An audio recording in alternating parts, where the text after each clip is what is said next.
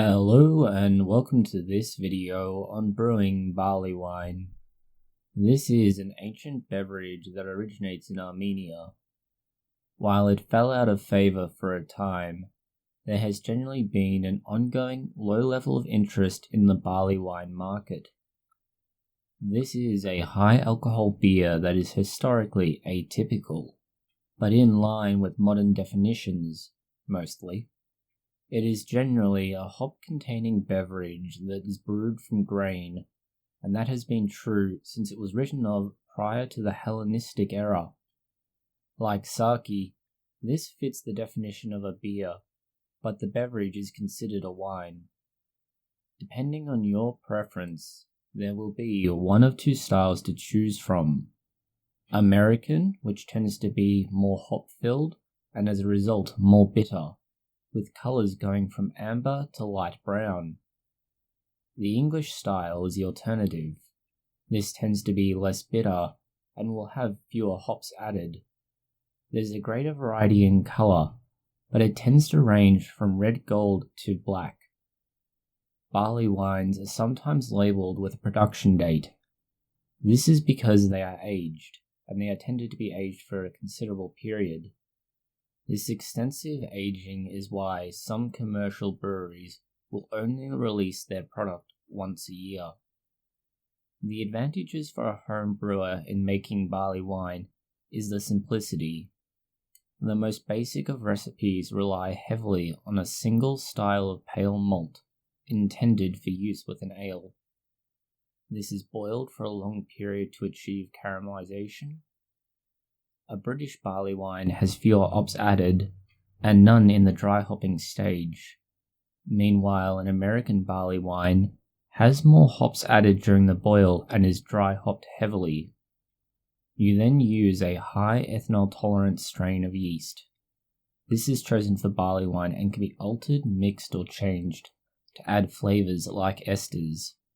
It is nearly always an ale yeast strain. To brew your barley wine, choose the right size vessel. This is an unusual consideration, but a barley wine fermentation will only yield about 60% or less of the initial volume. A standard homebrew volume of 20 to 25 litres will only give 12 to 15 litres of barley wine. This is because you will need to dissolve about 10 kilograms of malt in that volume, and it is unlikely to fit. As a result, you add less water to fit more malt into it. Alternatively, you use a smaller vessel and you add less malt. Now that you have chosen your vessel, sanitize it thoroughly. Begin by creating a beer wort from your beer supplies, but with a much higher content of malt than for a standard ale. This can produce an initial gravity of 1.120. You can also try to boil a smaller quantity of malt, and then add more malt to the cooled wort to reach your final gravity. The final option, to avoid a lot of these problems and difficulties, is to use a malt extract like that found in kit beer. Once you have your boil sorted, which will be variable and suited to your specific style and tastes, a suitable yeast is added. This should be added as a yeast starter, since it is a very inhospitable environment with so much dissolved sugar. The osmotic pressure is likely to damage the yeast if it's just added as is. You should be using a high ethanol tolerant strain. This is a good option purely because of the final product.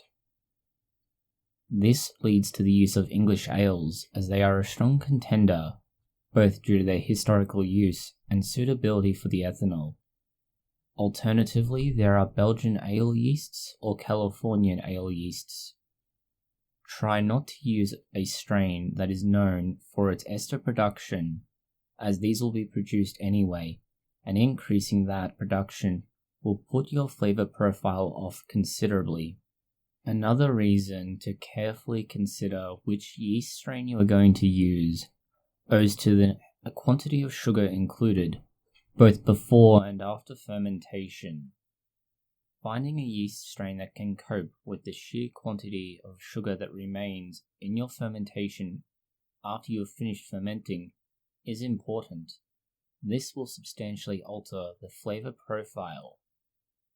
After you finish fermenting, it will remain relatively sickly sweet if you haven't added the right hops or similar. Now you need to put this into ferment. Aim to keep it at a temperature around 21 degrees Celsius. That is roughly room temperature. Once you've finished your fermentation, put it into a secondary fermenter for a month after your primary fermentation. This is where you'll add your dry hopping step if you are going to use it. Transfer the contents of your fermenter to bottles after this, but do not add extra sugar, as there is still a lot in your fermentation, and the yeast may not be present. If you are going to age this for months, maybe even a year, simply bottle it and store it.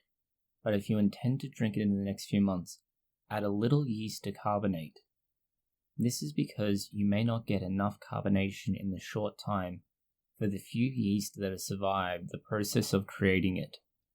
Storing it long term, they should have the opportunity to produce enough carbonation over the months and up to a year that you're going to keep it in storage. If you want a little more complexity, you can alter recipes. A common change is to include caramel crystals and specialty malts. If you don't want to play with anything like that, you can consider choosing and mixing malt varieties instead.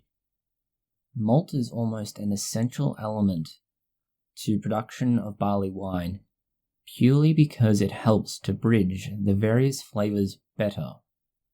Between that and the choice of yeast, you can help to round off the very rough and often sharp edges of the flavors that have been produced, whether that is the extreme sweetness of the sugars and malt that have been added, or the various byproducts of fermentation from the yeast, alcohol being one of them. Rounding off those rough edges gives you a smoother and less harsh palate. This is an important thing, especially when you look at the next step. The last step of barley wine production, of course, being aging. Aging barley wine is essential because it has a high alcohol concentration, a lot of residual sugars, and many intrusive flavors. These need time to settle down and reach an equilibrium. In some cases, this can take years. This is why your choice of yeast, malt, and hops can drastically affect the final product. Barley wine needs to have a high alcohol content, both as a product of the amount of malt added and to help balance the extremely sickly sweet amount of saccharides left in the beverage even after fermentation. Thank you for watching this video. If you have found it interesting or useful, consider liking, sharing, and subscribing. Please post any comments, questions, or suggestions below.